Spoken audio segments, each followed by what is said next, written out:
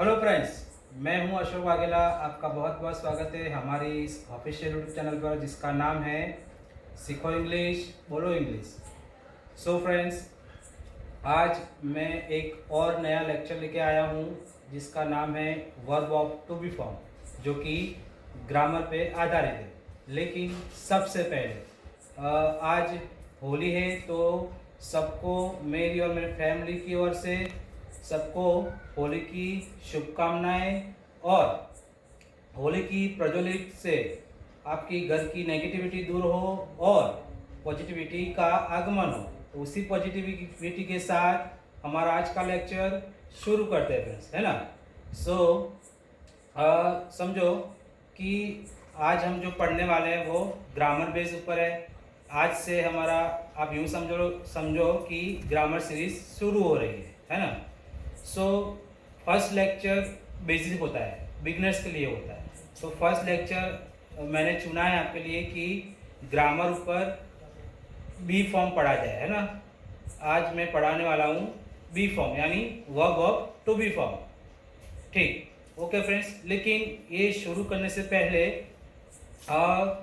दो तीन बातें आपको समझनी पड़ेगी। पहला पॉइंट, नंबर 1, कि ये वीडियो थोड़ा बहुत लंबा होने वाला है, तो आपको ध्यान लगा के धैर्य से अच्छे से सुनना भी है और समझना भी है, जो कि बहुत ही अच्छा होने वाला है वीडियो, है ना। तो अगर पसंद आता है तो लाइक भी करना है, शेयर भी करना है, कमेंट करना है। अगर कुछ समझना है तो मैं रिप्लाई करूँगा। नंबर 2, ये जो verb of to be form है, ये सारे वर्ब बहुत से प्रकार के होते हैं, 9 टाइप से वर्ब होते हैं ना। तो इनमें से हम आज बी फॉर बेसिक यानी बी फॉर्म ही पढ़ने वाले हैं। ठीक, क्योंकि like transitive verb, intransitive verb, है ना, फ्रेजल वर्ब, जीरंट वर्ब, बहुत सारे प्रकार है। तो वो वर्ब हम समय आने पर स्टेप बाय स्टेप पढ़ेंगे, जो कि मैं सब्जेक्ट वर्ब और अग्रीमेंट जब पढ़ाऊंगा उसी टाइम हम विच डेफिनेशन पढ़ेंगे। लेकिन अभी के लिए आपको सिंपल सिखाने वाला हूँ, सिंपल लैंग्वेज में। ठीक, नंबर 3, जो बी फॉर्म जो है ना वो 3 प्रकार के होते हैं ना। लाइक टू बी फॉर्म हो गया, टू डू फॉर्म और टू हैव फॉर्म। इनमें से हम 2 फॉर्म पढ़ेंगे, एक तो टू बी फॉर्म और to have form. To do form हम जब टेंस पढ़ेंगे तब उनको कवर करेंगे। ठीक, नंबर 4, फ्रेंड्स देखो, कोई भी लैंग्वेज ले लो, सेंटेंस 3 चीज़ों पर आधारित होता है। 3 चीज़ों से यूँ समझ लो कि 3 चीज़ों को जब मिलाते हैं तब जाके सेंटेंस बनता है पूरा। कौन सा? एक सब्जेक्ट होता है, वर्ब होता है और ऑब्जेक्ट होता है। तो मैं आपको शॉर्ट में बता देता हूँ कि सब्जेक्ट क्या होता है। तो सब्जेक्ट ये होता है कि जो आज मैं पढ़ा रहा हूँ, आई एम टीचिंग, है ना। तो पढ़ा कौन रहा है? मैं रहा हूँ। मैं कौन हुआ? सब्जेक्ट हुआ। जो एक्शन को करता है, जो काम को करता है, उनको सब्जेक्ट बोलता है। ठीक है। मैं एप्पल खा रहा हूँ, तो खान कौन रहा है? खा कौन रहा है? मैं खा रहा हूँ, है ना। वो मान लो कि कोई लड़की हो, मान लो कि नीलम है, तो नीलम इज ईटिंग एप्पल। तो एप्पल कौन खा रही है? नीलम खा रही है ना। सो नीलम क्या हुआ? एक्शन कौन कर रहा है? सब्जेक्ट कर रहा है, तो वो करता हुआ है ना। हिंदी में क्या बोलते हैं? करता, इंग्लिश में सब्जेक्ट। ठीक वैसे ही वर्ब जो क्रिया होती है, क्रिया को हम इंग्लिश में वर्ब बोलते हैं, है ना। लाइक जाना, पीना, खाना, सोना, ये सब क्रिया होती है। तो क्रिया को हम वर्ब बोलते हैं सिंपल लैंग्वेज में, राइट। और हो गया अब ऑब्जेक्ट। ऑब्जेक्ट इसको बोलते हैं तो जिस पर हम एक्शन करते हैं। मैंने बोला ना कि आई एम ईटिंग एप्पल, तो मैं खा तो रहा हूँ, क्या खा रहा हूँ? तो एप्पल खा रहा हूँ। तो एप्पल के ऊपर मेरी एक्शन हो रही है ना। सो एप्पल क्या हुआ? ऑब्जेक्ट हुआ। आई गो टू टेम्पल, तो मैं जा तो रहा हूँ, कहाँ जा रहा हूँ? टेम्पल में जा रहा हूँ, मंदिर में जा रहा हूँ। तो मंदिर क्या हुआ? ऑब्जेक्ट हुआ। तो वही जिसके पर हम एक्शन करते हैं, जिस पर हम काम करते हैं, वो क्या कहलाते हैं? ऑब्जेक्ट कहलाते हैं। ऑब्जेक्ट का मीनिंग वस्तु होता है। ठीक, तो ये चार बात आपको आई होप कि समझ में आ गई होंगी, अच्छे से समझ गए होंगे। और ज़्यादा प्रैक्टिकल समझने के लिए हमें को स्क्रीन ऊपर जाना पड़ेगा, और स्क्रीन ऊपर जाने के लिए मुझे मिस्टर इंडिया भी बनना पड़ेगा, और मैं हो जाता हूँ अब गायब, और मैं होऊंगा गायब, आपको ले चलूँगा स्क्रीन ऊपर प्रैक्टिकल समझने के लिए। तो आइए फ्रेंड्स, स्क्रीन ऊपर चलते हैं आज। फ्रेंड्स, जैसे मैंने आपको अभी बोला कि स्क्रीन ऊपर चलते हैं, तो ये रहा आपके सामने स्क्रीन ऊपर लिखा हुआ है, ठीक। सो देखो, पहले तो टेंसेस यानी समय 3 प्रकार के होते हैं, ठीक। लाइक प्रेजेंट टेंस यानी वर्तमान काल, है ना, पास्ट टेंस यानी भूतकाल, और फ्यूचर टेंस जो कि भविष्य काल, है ना। जो अभी मैं पढ़ा रहा हूँ वो वर्तमान काल है ना। मेरा वीडियो अपलोड होगा तो वो तब के लेकर आप जब देखेंगे तब तक का जो समय है वो भूतकाल का होगा, ठीक। और जब आप मेरा वीडियो देखोगे कल बल, है ना, कल या परसों देखोगे, तो वो क्या होगा, फ्यूचर टेंस होगा। तो आई होप कि आपको समझ में आ गया होगा 3 प्रकार ऑफ टाइम्स, है ना।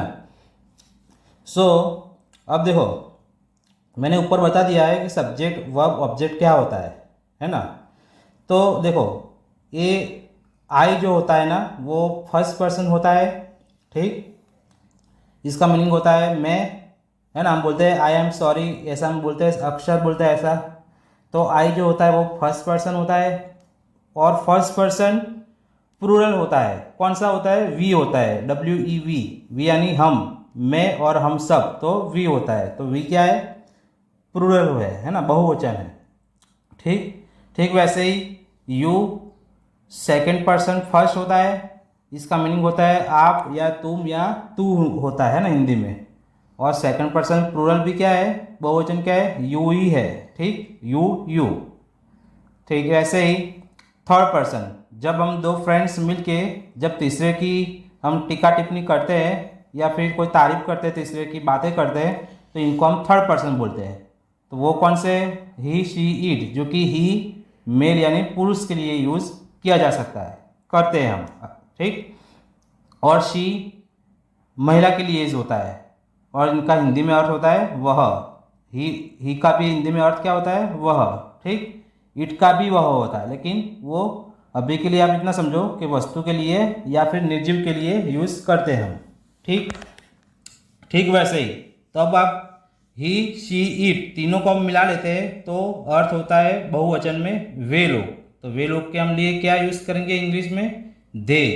ओके फ्रेंड्स, तो अब हम क्या समझे, हम ये समझे कि जब बहुवचन होता है प्रेजेंट टेंस में आई के अलावा यू वी दे, तो बी कैसे बदलता है, आर आएगा, ठीक। बहुवचन में प्रेजेंट की अगर बात करें तो यू वी दे के साथ आर आएगा। आर का मीनिंग भी हिंदी में है या हो ऐसा होता है, ठीक। वैसे ही शी इट या फिर एक व्यक्ति के साथ एक वचन सिंगुलर के साथ क्या आएगा, इज आएगा। अब आप समझ गए होंगे। और आई के साथ तो एम आता ही है प्रेजेंट में, ठीक। तो आप ये समझ चुके हैं, आई होप कि आप अच्छे से समझ गए होंगे ये इतना, है ना। तो ठीक वैसे ही हम पास्ट में चलते हैं। क्या होता है, जब जब सिंगुलर होता है वर्ब, सब्जेक्ट यानी कर्ता सिंगुलर होता है, वहाँ क्या आएगा, वॉज आएगा, WAS वॉज आएगा, ठीक। और इधर आई भी फर्स्ट पर्सन सिंगुलर होता है, तो आई के साथ भी क्या आएगा, वॉज आएगा। I was, he was, she was, it was, okay ऐसे। और प्लूरल यानी यू वी दे या फिर एक व्यक्ति से ज़्यादा दो व्यक्ति, ओके। सो इनके साथ क्या आएगा, वर आएगा, दे वर, यू वर, है ना, वी वर, है ना, ऐसे। हम बोलते हैं भाई राहुल एंड संजय, तो आर, अगर प्रेजेंट की बात करते हैं तो आर आएगा, 2 व्यक्ति हो गए इसलिए। अगर हम ऐसे बोलते हैं राहुल और संजय पास्ट में बोलते हैं तो वर आएगा क्योंकि 2 व्यक्ति है, ठीक है। इतना समझ गए। तो ठीक वैसे ही फ्यूचर टेंस की अगर बात करें तो इधर क्या है, एक फंडा है। कौन सा फंडा है कि भाई ही शी इट हो, चाहे यू हो, चाहे दे हो, या फिर आई हो या वी हो। हम स्पोकन इंग्लिश में विल या विल बी ही यूज़ करते हैं, लेकिन ग्रामेटिकली देखा जाए तो आई और वी के साथ हम ग्रामर में देखा जाए तो शैल यूज़ करते हैं, लेकिन ये अभी मॉडर्न हो गया है विल बी, है ना। तो सबके साथ विल हम यूज़ करते हैं। ठीक वैसे फ्रेंड्स, तो ये बेसिक इन्फॉर्मेशन थी आपके लिए, बिगनर्स के लिए। ठीक है, तो ये आप इतना आप समझ चुके होंगे आई होप। तो अब हम चलते हैं बी के फॉर्म कैसे बदलते हैं और बी के सेंटेंस कैसे होते हैं, वो हम समझेंगे फ्रेंड्स। ठीक है, तो प्रैक्टिकल हम अभी देखने वाले हैं। चलिए फ्रेंड्स। सो फ्रेंड्स, जैसा मैंने कहा अभी ना कि प्रेजेंट टेंस के अब हम सेंटेंस देखेंगे, लेकिन इसके पहले आपको बता दूं फ्रेंड्स कि देखो, मैंने आपको समझाने के लिए जैसा मैंने सीखा है, जैसा मैंने इंग्लिश को समझा है, ठीक वैसे तरीका आपको समझाने वाला हूँ। और ऐसा वीडियो भी आपको यूट्यूब में शायद ही नहीं मिलेगा, है ना। तो अगर पसंद आता है तो लाइक भी करिए कीजिए और सब्सक्राइब भी कीजिए चैनल को, है ना। देखो फ्रेंड्स, अगर 3-4 टाइप्स मैंने लिखे हैं आपके लिए, है ना। देखो, पहला है प्लेस, ओके, दूसरा है नेम, तीसरा नाउन और एडजेक्टिव। ये 4 टाइप्स है जो कि हम बी के फॉर्म को यूज़ करते हुए सेंटेंस को बना सकते हैं। ठीक, तो फ्रेंड्स ये आप समझ गए। तब अब हम आते हैं प्रेजेंट टेंस के ऊपर। जैसा मैंने बताया 3 प्रकार के होते हैं ना, प्रेजेंट, पास्ट और फ्यूचर। तो हम आते हैं प्रेजेंट टेंस पे, लेकिन पहले समझो कि बी मतलब क्या होता है। तो बी का मतलब मैंने बताया हुआ है कि कुछ होना या फिर कहीं होना। क्या होता है? कहीं होना या फिर कुछ होना। बी इज समथिंग और बी इज समवेयर, राइट। तो मान लो प्लेस है, इधर हम पहले प्रकार को पढ़ते हैं, प्लेस। तो फर्स्ट सेंटेंस लिखा है कि I am in the room. तो फ्रेंड्स, रूम क्या है? प्लेस तो हुआ, जगह हुई है। तो इसका कंडीशन ठीक बैठ रही है कि बी इज समवेयर, यानी बी कहीं होना। तो कहीं होना मतलब कहाँ हो आप? तो मैं रूम में हूँ। तो कंडीशन ठीक बैठ गई आपके लिए, तो ये सेंटेंस सही है। तो आपको प्लेस के लिए भी यूज़ करना है बी का फॉर्म। ठीक, I am in the class. तो मैं कहाँ हूँ? क्लास में हूँ। क्लास प्लेस है, ओके। ठीक वैसे ही इज आउटसाइड। इज क्यों आया? क्योंकि ही सब्जेक्ट है, कौन सा? सिंगुलर फॉर्म है। ठीक, तो इसके साथ क्या आएगा? इज आएगा। तो ही इज आउटसाइड, वो बाहर है, वह लड़का बाहर है। ठीक, वैसे ही अगला सेंटेंस देखो आप, she is in the market. महिला की बात हो रही है, शी सिंगुलर है ना। तो she is in the market, वह बाजार में है, बाजार में है। ठीक, तो बाजार क्या हुआ? प्लेस हुआ। हमारी कंडीशन ठीक है, क्योंकि बी का मतलब ही होता है कहीं होना। तो यह क्या है? कहीं होना। कहाँ है? मार्केट में है, महिला, है ना। She is in the market. ठीक वैसे we are in the hospital. ठीक, तो हॉस्पिटल प्लेस हुआ। और आर क्यों आया? क्योंकि फर्स्ट पर्सन प्लूरल है ना, वी है। हमने क्या बोला था कि यू, वी और दे हो तो आर आता है प्रेजेंट में। तो we are in the hospital, हम हॉस्पिटल में हैं। तो अगला sentence, they are on the terrace. वे लोग, ही, शी, इट का अगर थर्ड पर्सन प्लूरल हम बोले तो दे आता है। तो they are on the terrace, वे लोग कहाँ पे? छत पर है। ठीक वैसे ही अगला सेंटेंस, आप कहाँ हो? तो यू आर इन मुंबई। आप मुंबई में हो या फिर तुम मुंबई में हो, है ना। मुझे पता है कि आप मुंबई में हो, मैं ऐसा बोलते हैं ना। तो I know you are in Mumbai, ऐसे बोल सकते हैं, राइट। तो फ्रेंड्स, ये हुए हमारे प्रेजेंट टेंस के सेंटेंसेस, राइट। अगर आप अच्छे समझ गए होंगे तो कमेंट भी करना। अगर नहीं भी समझे तो भी तो अवश्य कमेंट करना ही है, मैं आपको रिप्लाई करूंगा फ्रेंड्स, है ना। तो अब चलते हैं हमारे पास्ट सेंटेंस की ओर। चलिए फ्रेंड्स। सो फ्रेंड्स, आपकी स्क्रीन ऊपर रहे ये पास्ट वाले सेंटेंसेस, है ना। तो मैंने एक ही तरीके के लिखे हैं ताकि आपको जल्दी से अच्छे से समझ में आए, है ना। क्योंकि इसके प्रैक्टिस सेट भी मैं लाने वाला हूँ, तो आपको चिंता करने की कोई ज़रूरत है नहीं, है ना। वैसे तो समझो, इधर मैंने प्रेजेंट में क्या लिखा था, I am in the class, लेकिन पास्ट में क्या हो गया, इसका वॉज हो गया। क्यों? क्योंकि वो पास्ट है और आई के साथ क्या आता है, सिंगुलर के साथ क्या आता है, वॉज आता है पास्ट में। तो I was in the room या फिर I was in the class, दोनों एक ही बात है। ठीक वैसे ही आप बोलो कि वह कहाँ थे, हम बोलते हैं ना भाई वह कहाँ थे, तो he was outside. Okay friends, तो वह कहाँ थी, तो she was in the market, वो बाजार थी, है ना, बाजार में थी।